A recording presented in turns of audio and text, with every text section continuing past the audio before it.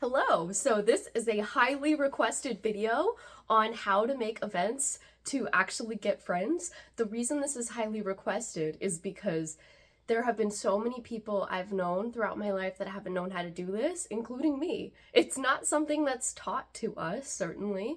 It's something we might figure out, but honestly, usually one person in the friend group knows this and has to be the organizer a lot. So I'm going to tell y'all how to do this, whether you're moving from a new place and you're trying to make friends in the different place. Maybe you went through a breakup and you're trying to make new friends. Maybe you need to meet new friends outside your current friend circle. Having too much pressure on a small group of people to be your support network isn't always the best. Maybe you're changing and look for different sides of your personality to be expressed through people. So I'm gonna tell you. So first of all, let's go the easy route. The easy route. Okay, so the easy route is going to be literally just choosing to select people who are already at events that are established. So super easy mode. If you're moving to a new place, if you're looking to meet new friends, literally just go to an event that already exists. So how do you find these events that already exist? So one way is to go on meetup.com. There are a lot of events that are already happening. You can also check the type of demographics of the group. If you're a 20s, 30s person, there are 20s and 30s groups. Otherwise, you might be in some groups with like people in their 60s and maybe that's not who you want to hang out with. You can also look at Eventbrite, but honestly, I don't really trust it after my time. I feel like some of the best things, unfortunately, are through people you already know. And so how do you meet the first batch of people you know?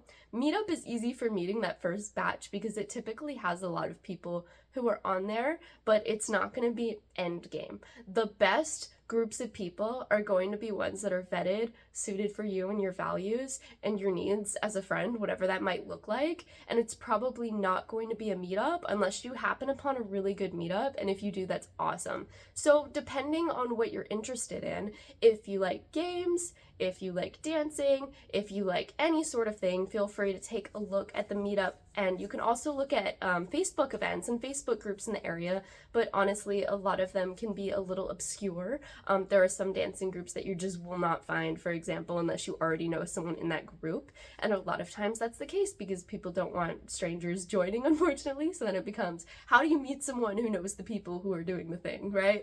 So meetup's great as a first option. Also, if you are religious at all, looking within your religious community, shooting to meet somebody who can help show you the ropes. Maybe there's a young adults group. That's really helpful. Established community groups are really great. So you can also just be creative and look up this sort of hobby event in my area, knitting in my area. You know, just keep in mind if you're trying to meet people in your 20s, 30s, there could be a lot of groups for people in their 60s on Meetup, just being honest because it happened to me. No beef at all, but if you're looking to make friends within a certain demographic, that's not always promised. Like you could do a volunteer event and say, oh, I'm gonna meet people, but it might not be people in your demographic. So it's just something to note how old the people are that you want to hang out with. And I'm going to assume you likely want to hang out with people that are a similar age to you. So that is my first advice. That is the easiest advice, just going to something established. And I would say just start going every week and it will help you meet people. If it's a meetup where there's like one thing a month, showing up here and there helps build networks. And there are also Facebook groups, so you could look up Facebook group to make new friends in my area. Sometimes there are ones, and it depends. If you're going to be in a city, maybe you live in a city versus suburb, cities probably have more groups that are like 20s, 30s, hangout group, ladies that get dinner on Facebook group.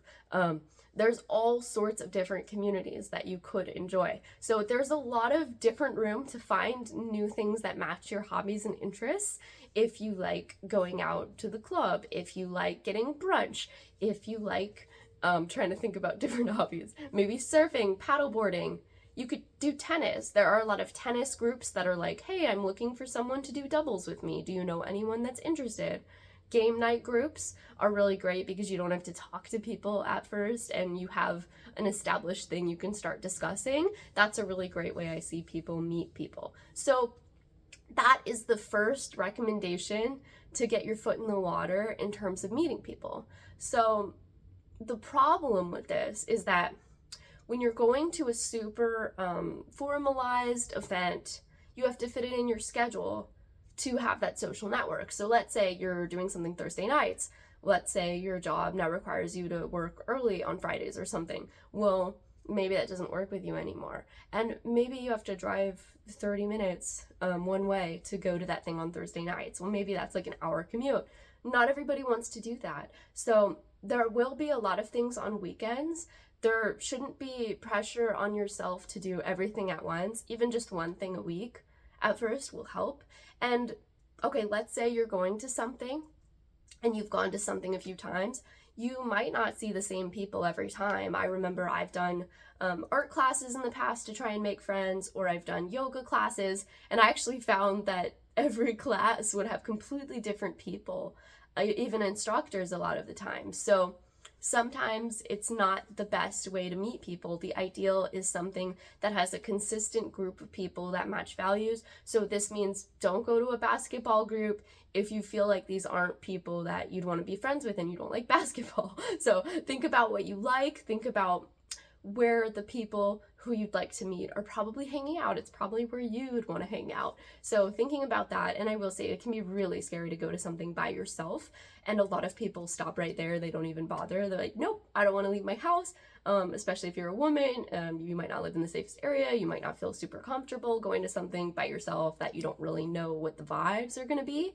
Sometimes meetups can be smaller too, like 5 people. You're like, are these regulars who are best friends? And I'm just going to be stepping in awkwardly and not know where I fit. So one thing I recommend is if you meet one person, you can say, okay, let's go to things together, and then you can make a pact to do some things together. So for women, Bumble BFF works really good for this in terms of making friends.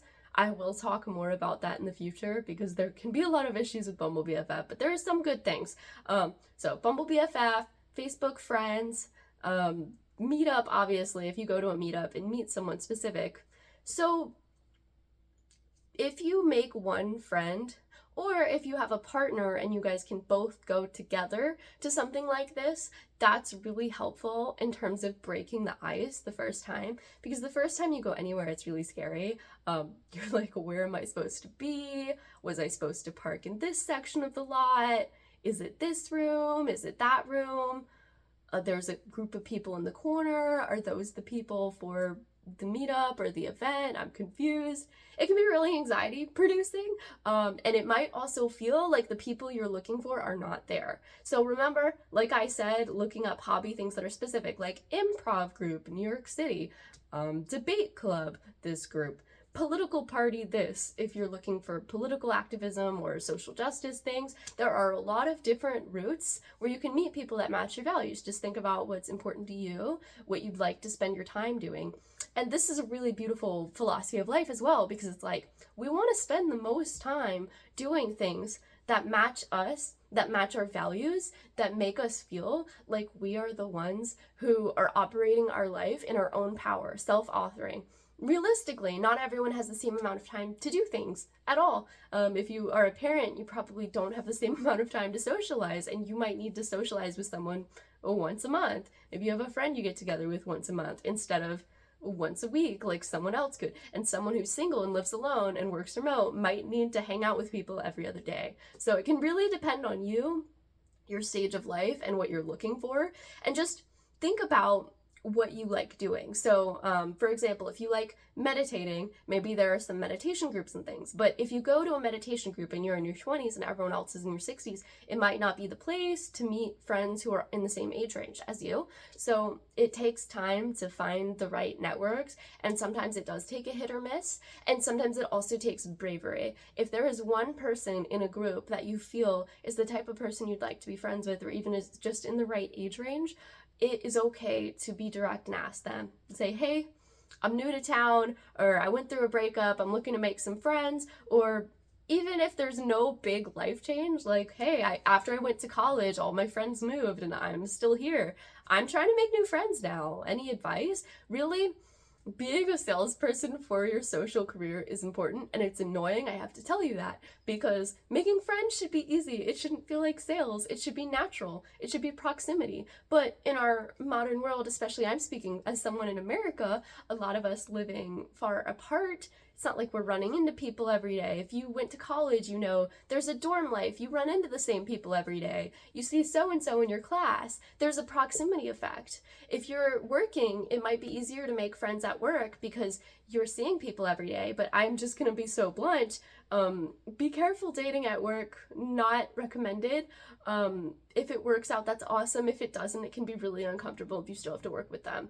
And also, making good friends at work, be careful. Sometimes it works out really beautifully, but also if you found out that you weren't a good fit as friends and you're not friends anymore, it can create some awkwardness. So sometimes it's good to just do things in different spots. In the same way, if you have one hangout group with friends that you meet, let's say through meetup or a hobby group, if you are making dating advice recommendations to people, just keep in mind if somebody breaks up and you're still in the same group, that can create a lot of issues.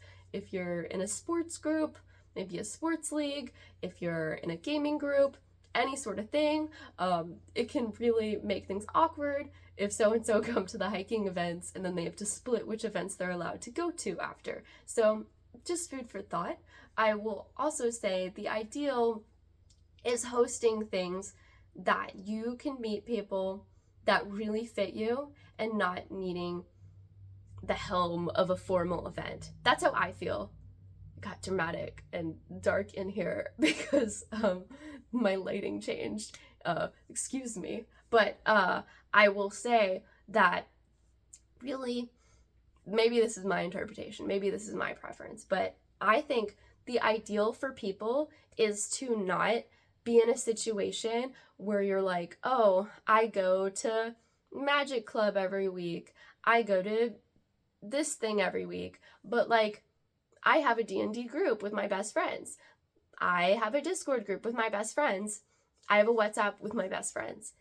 And a lot of times, once you can break the egg a little bit and get into a more private network that's not posted publicly online, that's often the most fulfilling, and that's often the best for combating loneliness. Because once you have a private network of people, maybe go out and do disc golf or go skating or whatever you're into, it can really remind you that people aren't just talking to me because I joined this book club or I joined this meetup. They're talking to me because they actually organically like me and I have a friendship built with them outside formal things. And once you start forming friendships, it's really easy to do whatever you want. If there's not an established group for what you want, let's say you want to do creative writing. If you meet a friend that also does creative writing, you guys can do it together. Maybe you're lonely working remote all the time. Maybe there's someone you can co-work with or go to a coffee shop with. And there are a lot of different rooms to insert people in your life. Maybe you don't really know how to cook. You could do a cooking event with friends. There are a lot of free and cheap options as well that I will talk through. But really the most important thing is making that first jump and going to things that are public where you're meeting the people that you can be more private with. So these are people who are posting themselves publicly, Facebook groups, meetup groups, hobby groups, and being brave enough to talk to them and being brave enough to potentially be like, I'm trying to make more friends. Would you be interested in hanging out sometime? Can I have your number? I will also say it is my personal opinion that if you are single and don't have friends, make friends before dating. It's my opinion.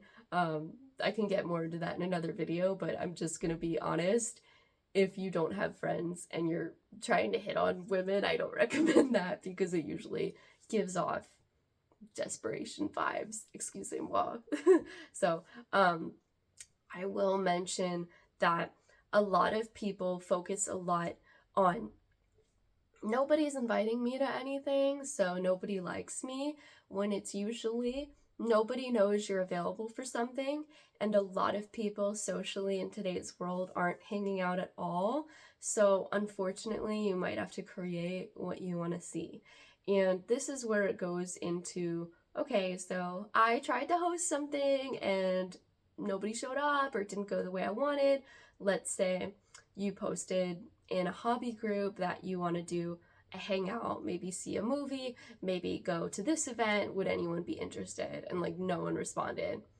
That can be really hurtful. It's easy to take personally. The rejection sensitivity, the feeling like, oh, they just don't like me, can be pervasive. And I used to feel this a lot more as well when I was running more things. And unfortunately, the way our modern world is set up is that our schedules are often pretty tight. If somebody has a relationship, if they have kids, if they have a demanding job, some people have jobs that are 40 hours a week. Some people have jobs that are like 60 plus hours a week. So worthy to keep in mind. Sometimes people are just really busy and don't have time to respond to messages. Unfortunately, we might have one little slot every week for a friend. And if that person doesn't share it within our desired slot, it might not work for us. So what I see happening a lot is people want to make friends beyond their group, whether that be a hobby group. They want to take things off a group chat and actually go hang out. They want to do something with a group of people that they've met, or even just Bumble BFF, you're trying to meet people one-on-one and hang out. I'm just going to be honest and say a lot of people are super flaky. And in my experience, when I first moved to my area about 3 years ago and I was on Bumble BFF trying to make friends, I remember that there would be a lot of long texting chats for weeks and weeks, and then you would try to meet up with them, and a lot of times it wouldn't work out. So I got to the point where I would just invite people to hang out quickly when I first started meeting them, and I experienced it being very flaky a lot of the time because unfortunately in the triangle of needs, Maslow's hierarchy of needs, it is true that friends and social acceptance is the third tier above food, water, shelter, security, basic security needs, friendship, social needs. However, a lot of people already have some of those needs met. So if you're super close to your family and you see them a lot, if you're a part of a group that really keeps you connected, if you already have friends and you've been in this network for many years, or a lot of people, even if they move away, are still friends with their fourth grade friends, you just never know. They might already have that need somewhat met if they're in a relationship. So a lot of times meeting new friends gets put under all the people they already know, all the work obligations, all of the everything they got to do in terms of chores in their house, whatever. So when I first started trying to meet people on Bumble BFF, I found that a lot of times people would flake out. And I didn't like that as someone who worked remote, lived alone, and was new to the area. I really wanted more social connection than that. So I started having the idea that I would message people and say, hey, I am doing something with a couple of Bumble BFF friends. Would you be interested? And then I would invite people. I would invite multiple people so that if someone bailed, it would still be okay and something would happen. But I found I had to keep inviting more and more people. I remember one time I invited 7 people to a dinner and only one showed up. And I unfortunately was not as present for her as I wish I was because I was so held on to the expectation 7 people were going to show up. I was so crushed by it that everyone bailed. But in my experience, making friends and even building stronger social networks over time, even if you're a couple years in with people, a lot of times, especially if something's on a weekday where people are working, half the people might bail. So I learned to host things that were larger and larger because I learned that someone will still be there.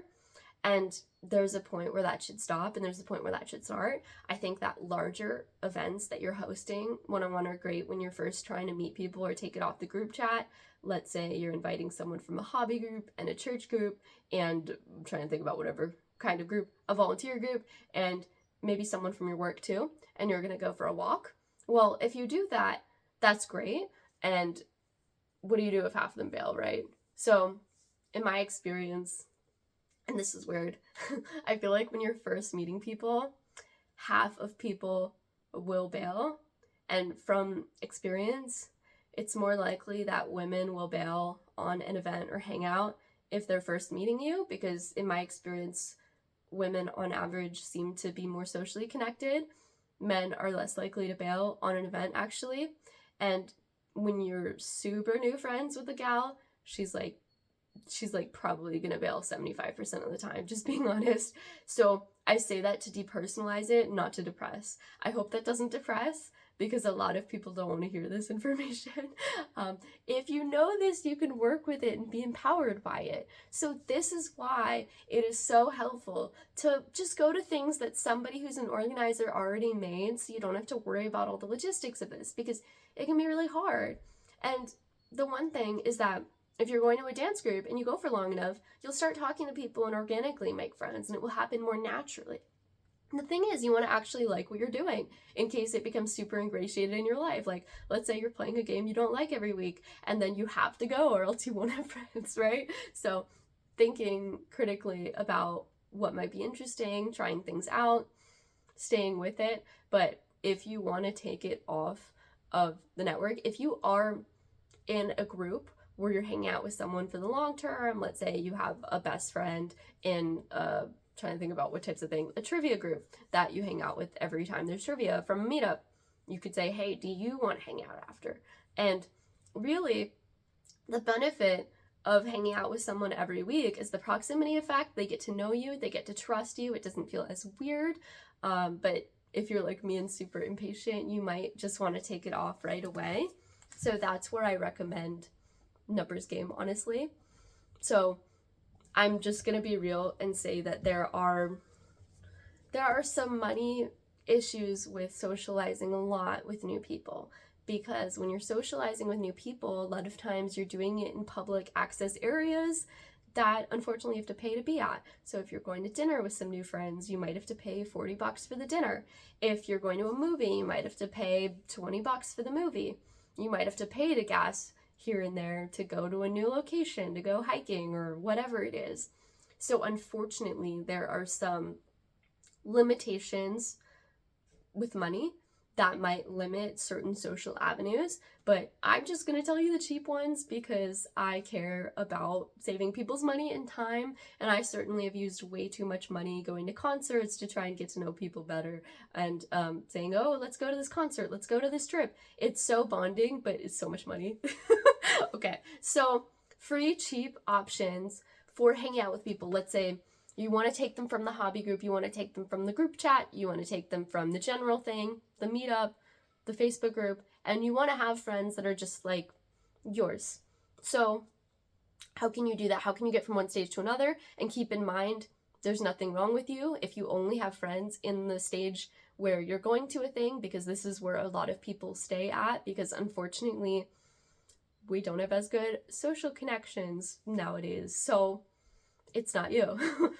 So let's say you're at stage 1, you've gone to some of these random groups, you know some people, how do you get deeper? Okay, so free, cheap things to do. So first I'll note, it depends on how well you know the people, and how comfortable you are. I will say, when you're first meeting people, like if you're meeting people that you barely know or you don't have networks in common with, it's probably better on average to do something in public. It can be really easy to do like a dinner, but a lot of times a dinner can be weird because you're sitting in one place and you can only talk to the 2 people next to you and the person across from you. So if it's a larger thing, sometimes it can prohibit you from hanging out with people. I really like picnics and walks and hikes because I find that's a really good free or cheap way to hang out with people. Picnic is also great because you can say just bring some food, just try to make a list. I usually make a Google Sheets because unfortunately, if you don't tell people what to bring, everyone's gonna bring a bag of chips and you're all just gonna be eating chips or whatever thing takes them 2 minutes. So I usually tell people, please bring something healthy, please bring fruit, please bring vegetables, please bring something like water so that we don't run out of water, whatever. I find that's a really good free cheap option. Another thing is going to a public event, so look up things that are free or cheap. When I was younger, I would get involved a lot in going to flea markets and craft stores and thrift shopping.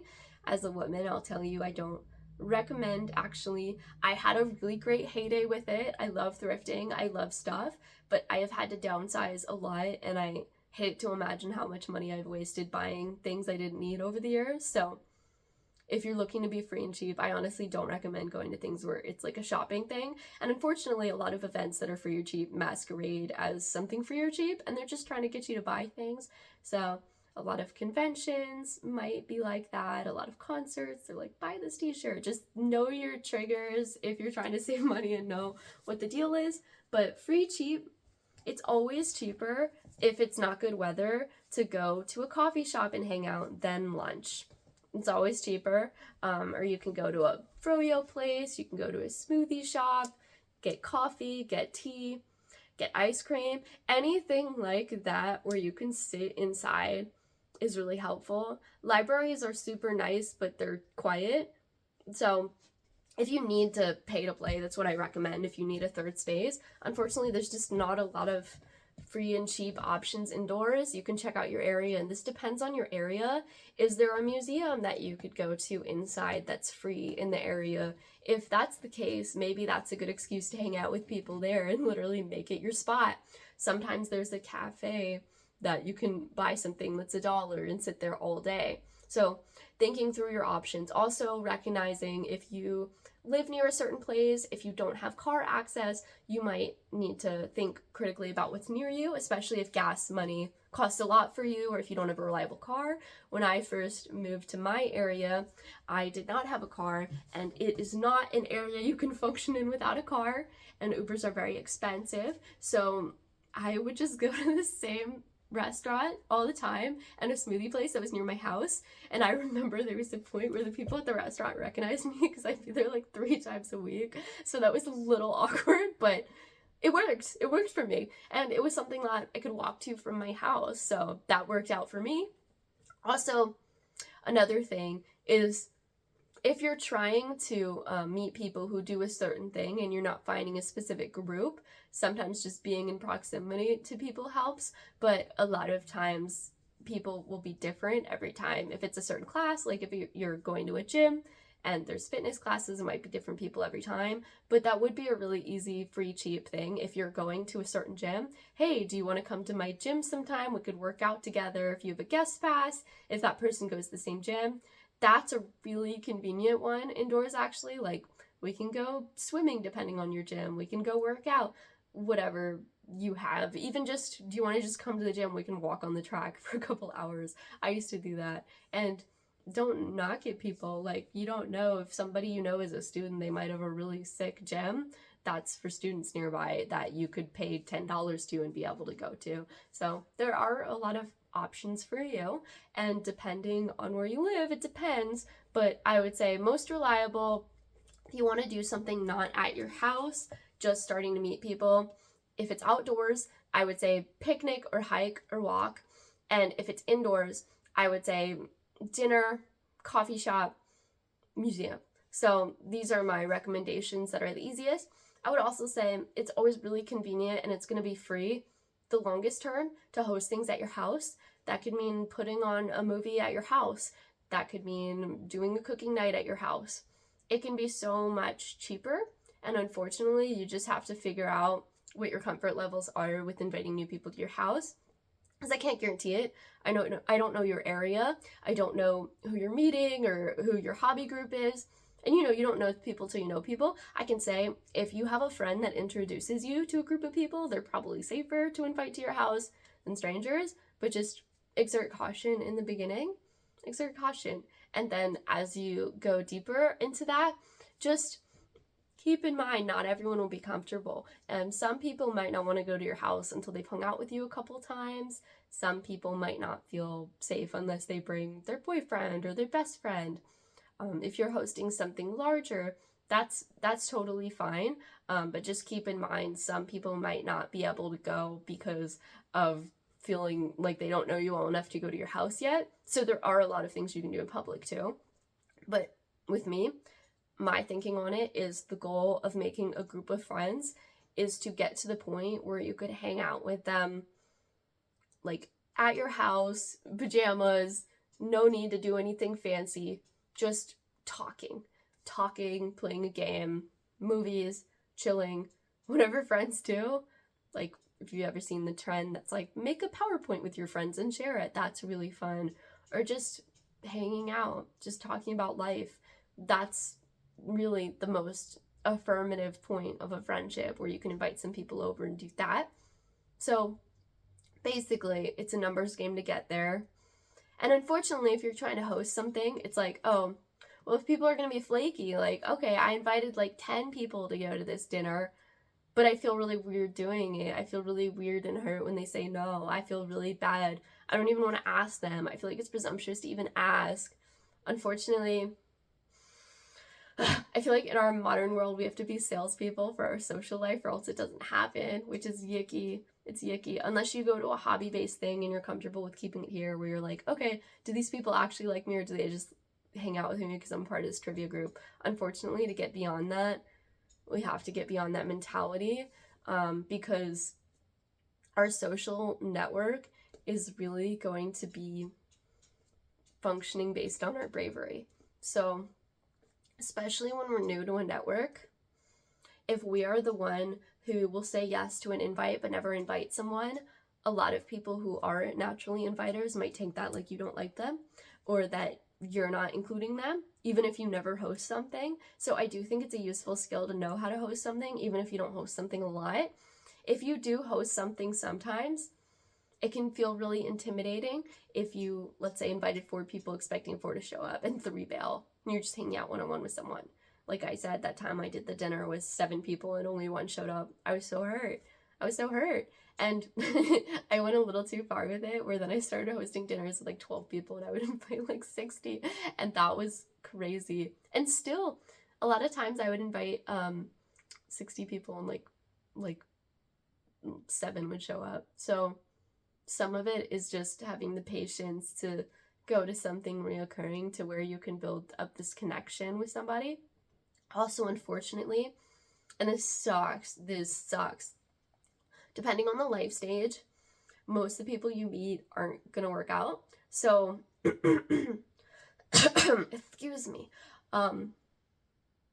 So I made a lot of friends that were awesome that moved immediately because of their jobs or their life situations. I met a lot of friends who maybe were in a serious relationship, they got married, they suddenly were gone. People who had jobs that were really busy and couldn't hang out again. Some people have unconventional schedules where maybe their weekend is actually during the week because that's when they're not working, so they always want to hang out on a Tuesday. There are a lot of things that might make people not compatible with each other, and you might not be compatible with everyone, but keep in mind that there will be people who are compatible with you. So keeping in mind, I don't recommend the path of making one best friend and being like, oh, this person will hang out with me, this person I'm going to focus on only, because it can put a lot of artificial pressure on a friendship to be meeting so many needs through them. And a lot of people don't have the time or space in their life to consistently show up for one person throughout all the life stages. So I find it's often better to at least have a couple people who that's the case for, because you can become better friends with someone and realize values aren't matching, or that there's an incompatibility in some deep fundamental values way that will make you both less healthy friends for each other. So unfortunately, there is vetting to do, and the best way to vet and not end up at 0 or not end up holding on to the wrong people out of scarcity mentality and loneliness is out of having the raw skill of making new friends and being a salesperson for your social network, unfortunately. And this means going to the meetup and being brave enough to talk to people, even if you're awkward. Nobody cares, and like everyone became awkward after the pandemic anyways.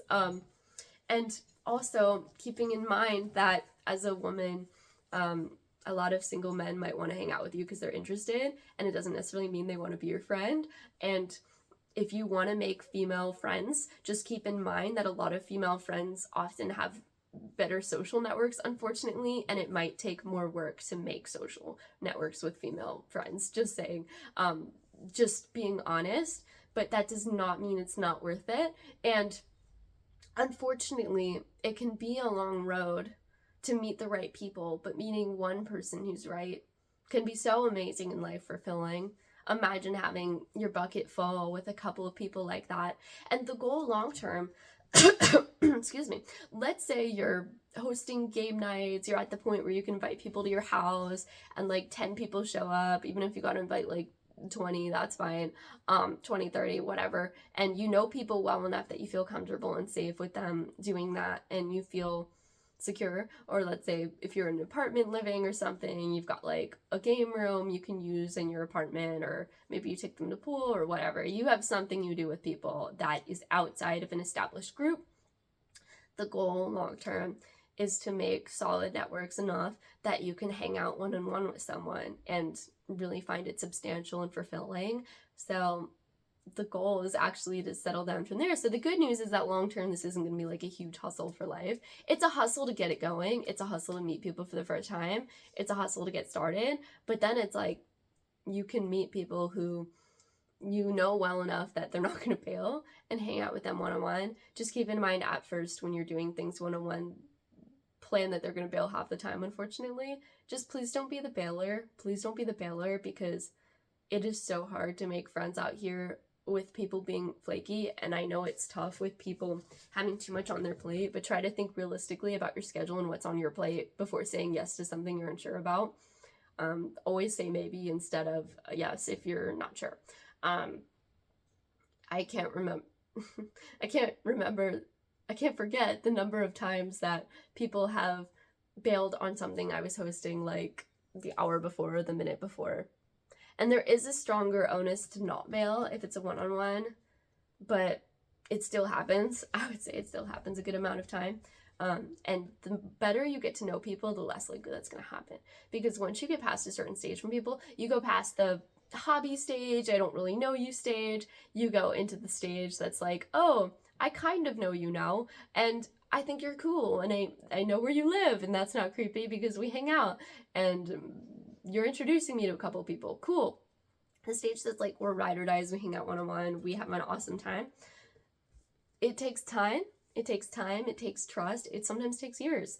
And the key is knowing when it's like, okay, I don't have to host something all the time, but if I host a yearly holiday party, if I host something every few months, I can meet more people in my network. I can connect people who are like loose ties, who I don't see that much, who I'm not super close to, but like I want to keep in my life. And you can also have this group that's like ride or dies. That's the goal, to get to the point where you can have ride or dies, not that needs to happen. So like I am someone who balances the line between being introverted, extroverted, but I have been flexing this extrovert muscle for a while, and I really like large events. I like being able to talk to someone else at an event if I don't know what else to say to someone. Be like, oh, nice talking with you. How are you doing, Joe? It feels so nice to be able to bounce off like that. I actually really like slightly larger things, so a lot of my goal is to have regular things with people who are the same people. So maybe a group of people that go on trips together and you get to know them really well. Maybe a game night, maybe a movie night, maybe something monthly that you can get together for, like dancing or whatever you're into. I think that's great, and I think it's awesome when it's not public and it's organized privately by people. I think that's really supportive and really helpful, and it's not always the easiest. But to me, that's the goal. And knowing I could hang out with someone one-on-one if I wanted, and maybe having a couple of people who I hang out with one-on-one every here and there, but that is my self-authored friendship life. Some people are going to feel differently. Some people really want somebody they can go on a double date with their partner. Some people really want someone they can play a certain sport with. And a lot of people are very introverted and will not want to get to the point where they host larger group things at all. And just being honest, if you try to meet people from first jump and host a lot of one-on-ones and people bail, that rejection can feel so crushing, because then it's like the difference between going to do something and not going anymore. It can feel really sucky sometimes, especially if you really want to make friends. So just keeping in mind, if you are comfortable enough to do something with 4 people at first, or even just 3 people, 2 people, even just inviting 2 people instead of 1 can make the difference if one person bails, and you can still go to that event, still go to that thing. So I recommend it even for introverts, but I know that some people just can't. So if that's the case, I would say host one-on-ones slightly more than you think at first that you have time for, actually, because just plan for a certain percentage to bail. and plan, like, I'll do my chores on the day someone bails, and if nobody bails, congratulations, you have beat the cycle, and that is awesome. And different people at different stages in their lives will have different reasons for things. Just know that in my experience, a lot of people are going to show up 30 minutes late to any given thing. And a lot of the difficulty in our social calendar, especially if you're working 9 to 5, is that, okay, let's say you're working 9 to 5, God forbid you work in person. Now you commuted home, it's like 6, it's like dinner time. That would be a really convenient time to go to dinner with someone. But if you don't want to spend a bunch of money on dinners, it's just like a really awkward window to hang out with people. If you're working remote, some people might be able to work remote, but it depends on the type of job you have. Some things are super confidential and can't be talked about with certain people. If you are dealing with, okay, I really want a friend I can hang out with, but I just don't have a lot of time. If you end up meeting someone who lives near your house, that is so much easier to be like, let's get together and go for a walk after work. That's so much easier. Otherwise, just realistically, a lot of people are probably going to be weekend only people to hang out. So that means Friday night, Saturday, Sunday, usually Saturday. So just keep that in mind when you're inviting people, because it is really hard to take the rejection of, oh, I keep inviting so-and-so to my trivia group and they keep saying no, when it might just be like they can't do a Wednesday and still get up the next day. There are going to be groups of people that have unconventional schedules now. There are groups of people that are students that can stay up later. There are groups of people that aren't working for whatever reason. Maybe they're like trying for a baby and they're not working and they're super available right now, but that might be a temporary situation. There's a lot of different scenarios with different people who have different availabilities and schedules. So really there is something for whatever you're trying to find, but probably the majority of people, you're looking at Friday nights, Saturdays, Sundays. So people who work unconventional schedules might want to consider doing something after work Saturday, Sunday if they're first trying to meet people. And there are a lot of hobby groups that function on weekdays. And if you don't see one, you can always start one. When I was first inviting people to game nights, hangouts, private things that I was hosting, I was getting a little annoyed by having to manually text everyone every time. So I made a meetup group to post it on. Just know that if you do that, you want to send it to a couple people and get them to RSVP at first, because no one wants to be the first to RSVP. And just keep in mind, like, half the people who RSVP will go. And keep in mind, it might be small numbers at first. I can remember my group used to have like 17 people in it. Now it has like 2,000 people in it. So it takes a while. It takes a while to grow. So there are a lot of options for you. And unfortunately, it's just like, try everything in the bag. Try everything you've got. It's going to take time. It's going to take effort. It's not going to be completely easy, but you are not alone. And I don't want you to feel alone at all, because it's hard out here and everyone feels the same way. There are a lot of hacks and cheat codes as well. Like if you're trying to invite somebody to a hangout and you don't know enough people and you've already invited everyone you know, you can tell everyone, hey, could you bring a friend, or does your boyfriend want to come? Or like, we can make this co-ed, like, can you invite someone from this group? Like, just say, you know, I'm trying to meet more people. Do you mind? Like, is there anyone else you'd want to hang out with that you feel like might want to go to this? That's a really convenient way to do it. Also, if you meet the extrovert social butterfly friend, you can literally ask them, hey, any chance you could invite a couple of people to this picnic I'm doing, because I want more people to come and I don't know as many people. And if an extrovert friend is going, they actually might be able to just text people, hey, I'm going to this thing, do you want to come with me? Like, the person hosting said it's cool, and then you might get a bunch more people. Unfortunately, I developed a reputation in my community that you could message me and say, oh, I'm gonna host this thing, can you invite 10 people? And I literally would. And I would invite people to all sorts of things, and people liked it because they would get invites through me. But I think long term, the goal is to meet people that have deep, fulfilling relationships with you and aren't just a friend of a friend. But the more people you meet in the beginning, the more you can meet numbers of people that will help you meet the right person, because not everyone's the right person for you. Not everyone's a good fit to be a friend for you. Not everybody matches values. Not everyone matches needs in terms of the type of friend you're looking for. And just keep in mind, it's the more people you meet, the more likely you will meet the right people.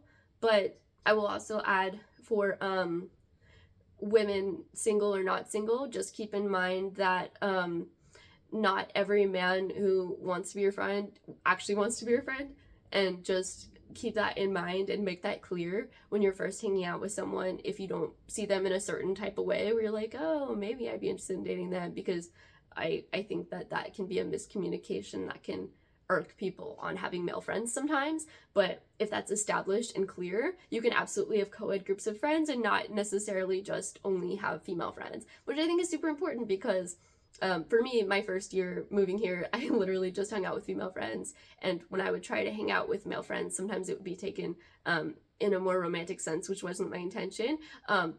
And it was frustrating to me because I really wanted male friends. And it just took me time to meet the right people who were going to see me as a person outside romantic possibilities and be all right with not having romantic possibilities. So just wanted to put that out there. And if you are someone who really wants a co-ed network, making friends with partners is really great as well.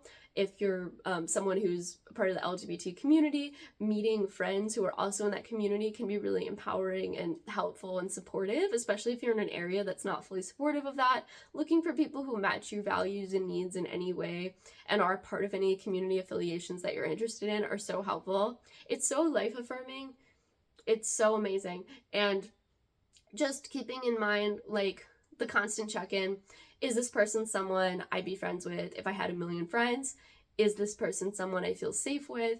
Is this person someone I feel like I need to help or fix? Or do I feel really comfortable with this person's values and lifestyles? Sometimes in the past, I would go along with certain things or say I was okay with certain types of groups that I wasn't okay with, like certain types of behaviors, certain types of habits. Like, just keep in mind what is okay with you and what is not okay with you. Like, some people like gossiping and some people find it really scary to be around people who gossip. Some people enjoy going and spending a lot of money. Some people have the money to do that, and other people will just not be able to function. Don't go into debt for friends, please. And always be open with people about the types of events you can do. If somebody has more money and keeps inviting you to things that are rich people things, just keep that in mind. And yeah, I would also say, like, it is so special to be at a point where you can, you know, have a birthday and know that if you had a party, you could invite a lot of people who care about you. Getting to the point in hobby groups where you've been a regular for so long that you consider those people friends.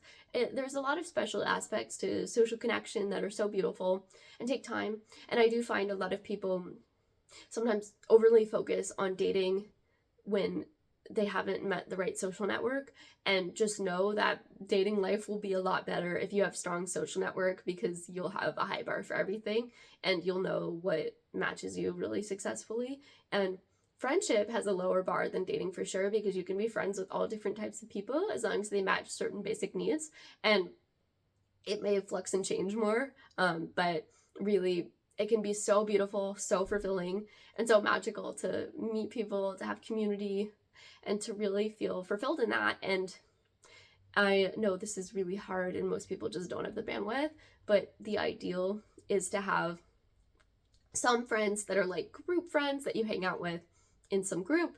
The ideal otherwise would be to have some one-on-one friends that you hang out with. I would say do not have one group of friends that's your only group, because if something happens to that, it can be really emotionally hard and devastating to recover from that. So always have different groups of people, whether that be I have my Spanish group, I have my anime group, and I have this group of people I play with the game night with every here and there. I have these friends I hang out with one-on-one every here and there. And so if something happens to rock the boat, let's say the Spanish group disbands or something, instead of feeling super upset about that, you can be like, all right, well, I have friends I can hang out with one-on-one. Let me reach out to them and see what's up. Not everyone lives close to their family or can be super close to their family, but that's another option as well in terms of social buffer. Obviously, if you have a cousin that's about your age, maybe that's someone you could get to go to a certain thing. If you have a boyfriend, if you have some sort of friend you've already made, that's a really easy way to be like, let's go to some things and meet new people. And literally just, it is like making a network versus not is literally the difference between like, hey, I'm at this event with you. You seem really cool. Can we hang out sometime? Can I have your number? Can I have your socials? Like, not doing that, you can lose so many opportunities. So unfortunately, it's literally just sales. It's sales. And I hate telling you that because sales is like rejection-y. Like sometimes in the past, like some of the people I'd message wouldn't even get back to me after because they're busy. And it doesn't mean anything personal, but it can feel so hard to be like, oh, what am I doing? Like, people don't like me specifically when it's just like our modern world, everyone's wound so tight. There's so much we have to do.